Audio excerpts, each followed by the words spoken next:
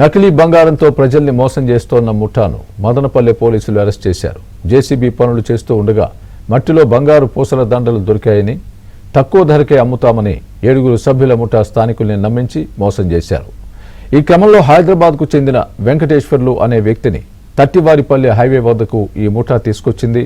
ఆ తర్వాత వెంకటేశ్వర్ల నుంచి ముఠా సభ్యులు డబ్బులు తీసుకుని కత్తులతో బెదిరించి పారిపోయారు. స్థానిక అన్నమయ్య సర్కిల్ దగ్గర వీరిని పోలీసులు అరెస్ట్ చేశారు.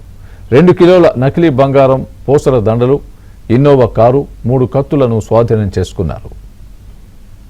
మనకి మదనపల్లి 2 టౌన్ లిమిట్స్ లో ఒక కేసు నమోదైంది. ఇందులో మొత్తం మీద 7 ముద్దాయిలు ఉన్నారు.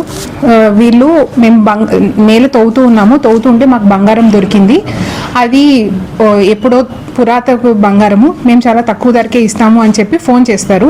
ఎవరొకరు బాధితులకి ఎవరొకరికి ఫోన్ చేస్తే వాళ్ళకి ఫోన్ చేసి వీళ్ళు దాదాపు 3 కిలోల బంగారము, కిలో బంగారము 6 లక్షలకే ఇస్తామని చెప్పి నమ్మిస్తారు. వాళ్ళు ఇక్కడికి వచ్చిన తర్వాత వాళ్ళకి ఏదో మాయమాటలు చెప్పి అమ్మేయడం వీళ్ళ ఏమో. అట్లా హైదరాబాద్ నుంచి కొంతమంది బాధితులు వస్తారు.